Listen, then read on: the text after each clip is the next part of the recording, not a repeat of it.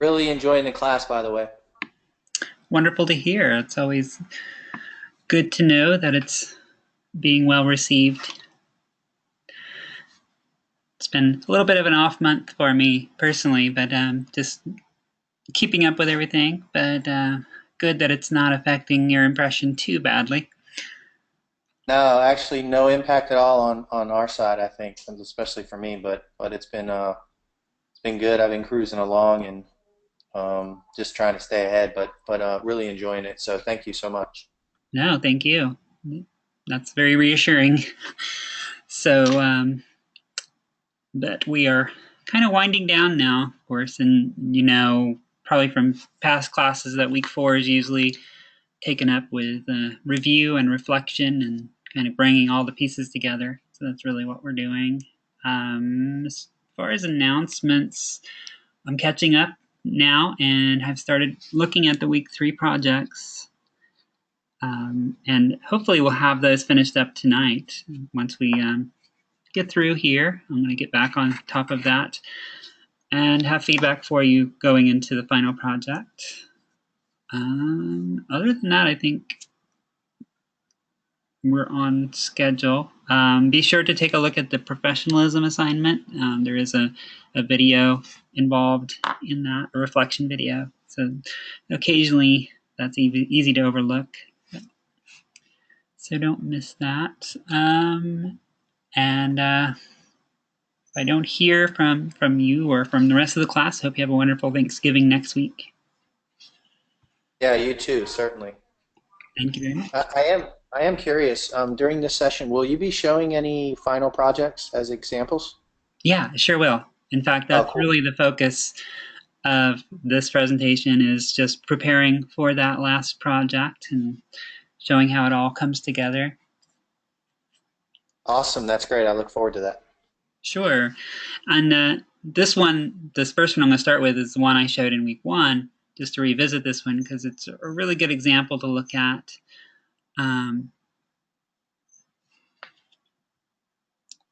Actually, let me skip ahead. This is the mood board that the student started with. And so you can see some of these elements like the textures, the idea, the general idea of the composition, which is standing on the edge. There's kind of that theme of standing on the edge of the water, of the cliff, and some color schemes coming to mind and so forth. We picked out the colors and typefaces. So what I'm looking for in this last project is for you to start pulling all these different elements together. Um, the idea of visual storytelling and combining that with a specific visual style in terms of color and typography. With color, just to reiterate this point, is that the colors that you chose are your brand colors. So these will be used in things like your headings, your titles, or a logo if you have a logo at this point.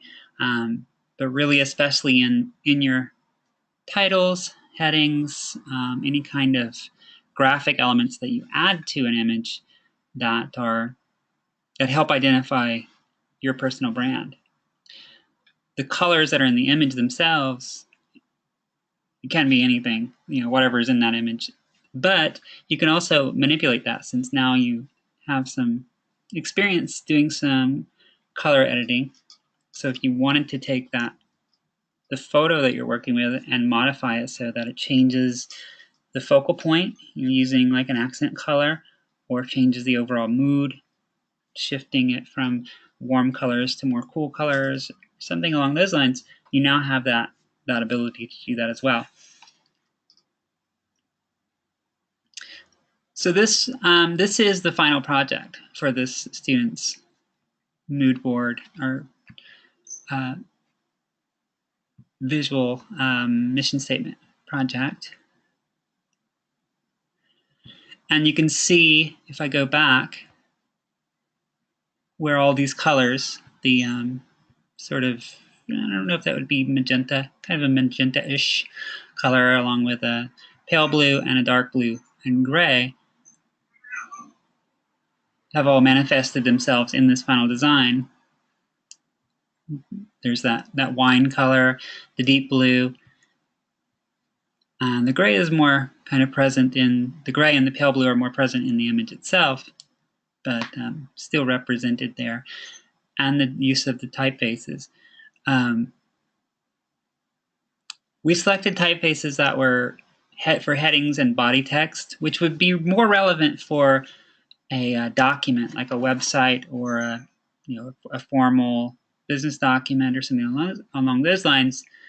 Since we're making a visual composition here, you can make use of those different typefaces in order to differentiate different pieces of information or different sections of the design. Like here, she's used, let me go back and refer to what she chose. I think this is the tall, dark, and handsome typeface with take and leap, and then using the script style typeface Kikalit brush, in particular to present her her list of core values. So it just provides that touch of contrast to differentiate those two pieces of information.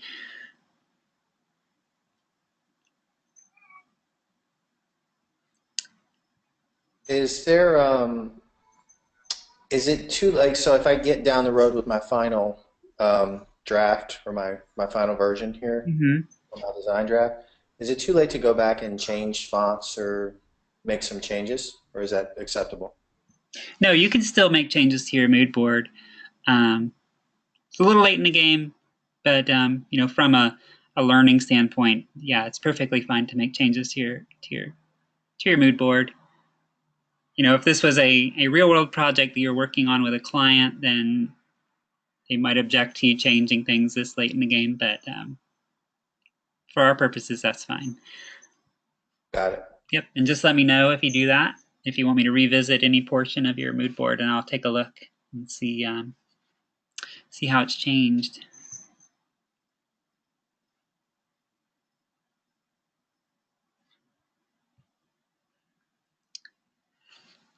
What I really want to see with these projects is that you're thinking about some of the principles that we covered. So visual storytelling hopefully will play a part. Look for ways to tie in your slogans and or little pieces of text with your imagery so that the two work together to convey a message, tell a story, or express your your personal mission and values, etc. Make informed use of color, both within your imagery and your branding.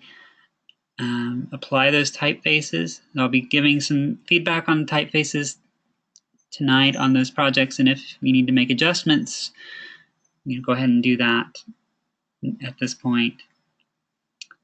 And the one part that I think is probably most often overlooked in this project is the visual hierarchy. I really want to see some thought put into what gets the most emphasis. Where should the viewer look first in order to really interpret your message the way you want it to be interpreted?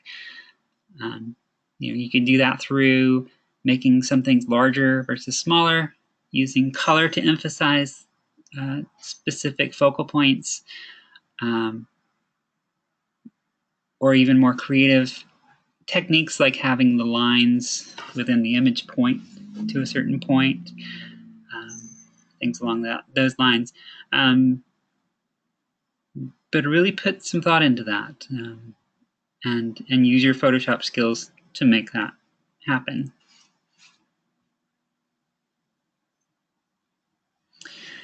Sometimes I'm asked what is required in terms of the use of Photoshop, and the answer to that is that there aren't any specific requirements as far as what you do with Photoshop. you have some different techniques in your toolbox now, and you know how to manipulate a photo pretty well. So now you can make use of those in any way that's needed for your project. And that's the important part. If you don't need to change the colors, then don't change the colors. If you don't need to do a composite photo, then you don't have to. But those are options that are available. What I'd really, at a minimum, like to see is some text added, and if it makes sense, go ahead and think about cropping the image to focus on the important points, the parts that matter most to your particular message. So, just throwing some text onto a photo really is showing minimal effort in this case, but it's really open ended as far as what you do with that image.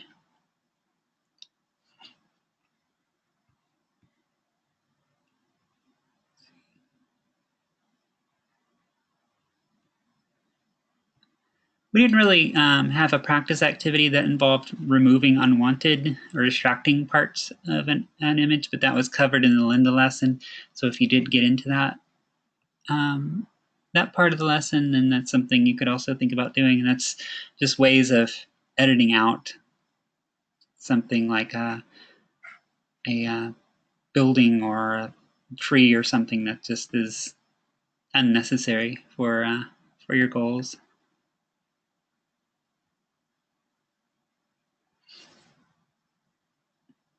Okay, so here's a few more examples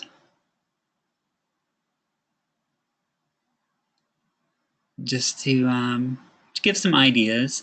This is Jolena, who you can see what her brand colors were based on the graphic elements that were added, white and blue.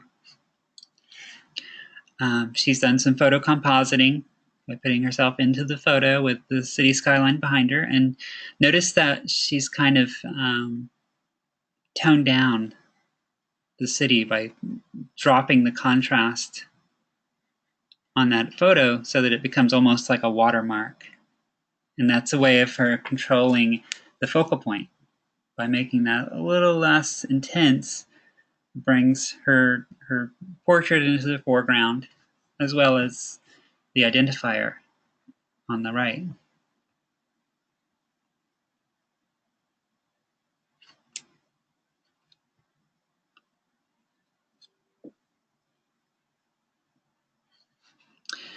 In this case, and this was actually an older one, so this was this was created before I was really focusing on personal mission statements. It was more open-ended as far as what your subject was. But this student has really made extensive use of their specific brand colors with the kind of rose pink, two different tones of pink, as well as this kind of grayish color. It has a little bit of a bluish tint to it as well, being incorporated into the entirety of the design. And has done some compositing work by isolating this photo.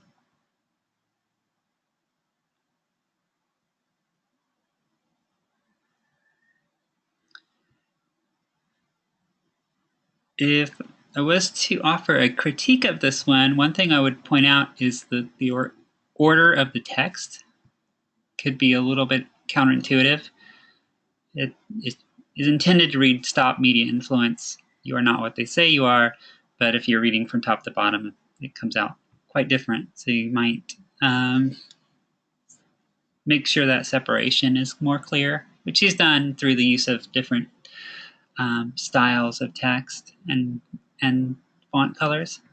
But really stick to intuitive arrangements of your text.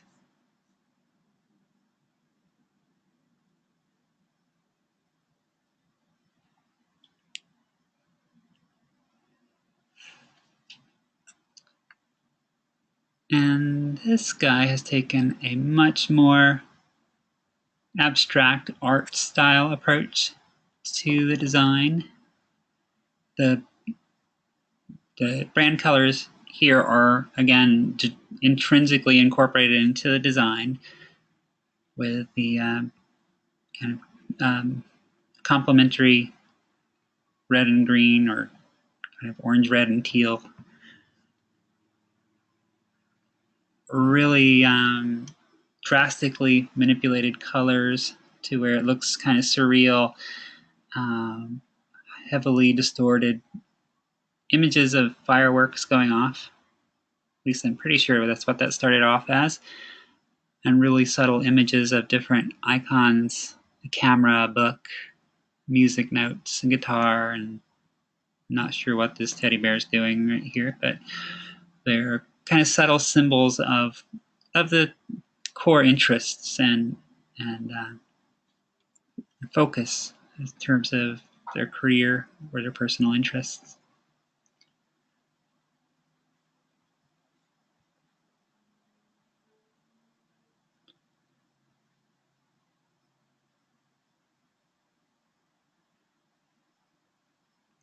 This is another really effective photo composite using sort of a torn edge effect. Um, this shows pretty good proficiency with Photoshop. You can see the contrasting typefaces and the way the use of the imagery in particular to really convey a big part of the message. You know, you get a lot of information just looking at this image. And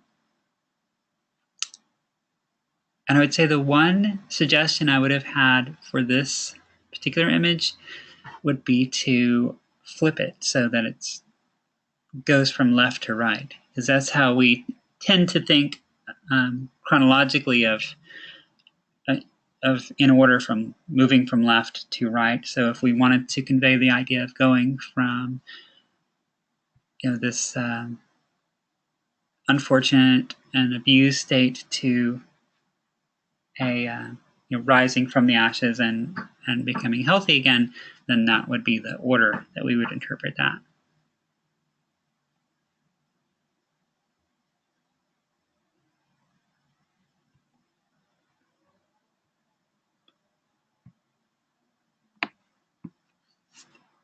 This one again is a very abstract artistic style, using very symbolic imagery, heavy manipulation of the color, and a really strong use of color in this case.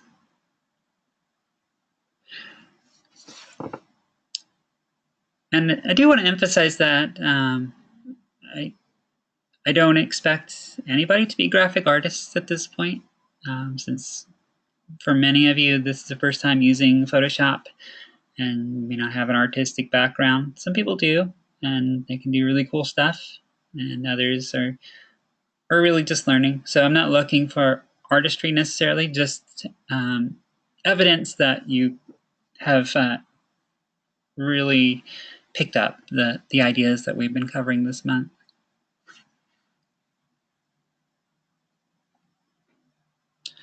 Did you have any particular questions or any thoughts about the project? Anything you wanted to run by me at this point? No, I mean, I guess the what I gather is it's about the personal mission statement and utilizing the graphics to tell the story and combining text. Um, is what I Yeah. was what I gather. But no, I don't have any questions. It's good. Okay. So yeah, and that's really what we're doing. We spent the last few weeks planning this design, so now it's just a matter of bringing all the elements together. You can think of it as a movie poster, the poster of the movie of your mission statement, or an advertisement representing your professional services, your focus as a media professional.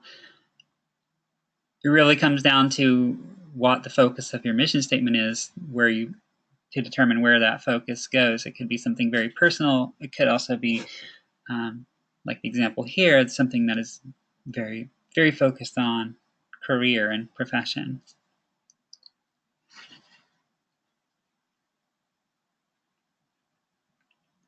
really the personal mission statement is simply a gives us something to work with. This can apply to any kind of message that you're trying to convey.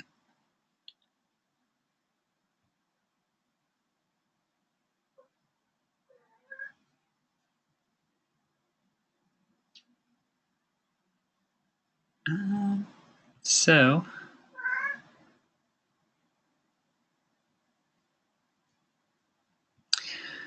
So yeah, these are some of the examples that I have collected.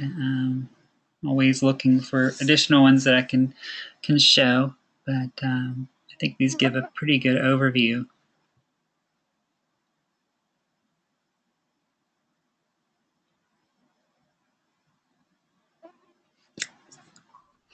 Yeah, those are great. Thank you. Sure. Hopefully they give some clarification of what we're going for here.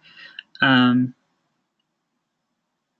A lot of the ideas that we've covered this month will be revisited in later classes. I've actually been been teaching the editing for the web course this month.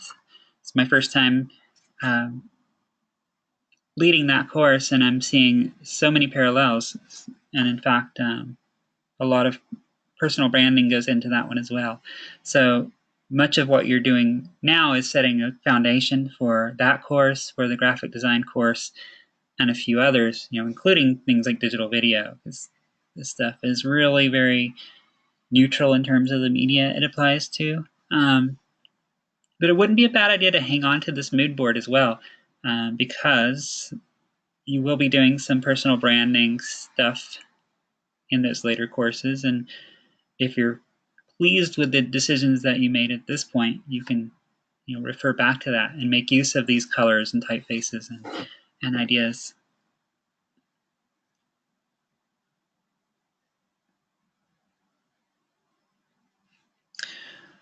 But this is really what I had prepared for tonight. I just wanted to give a little bit more clear idea of what we're doing with this project.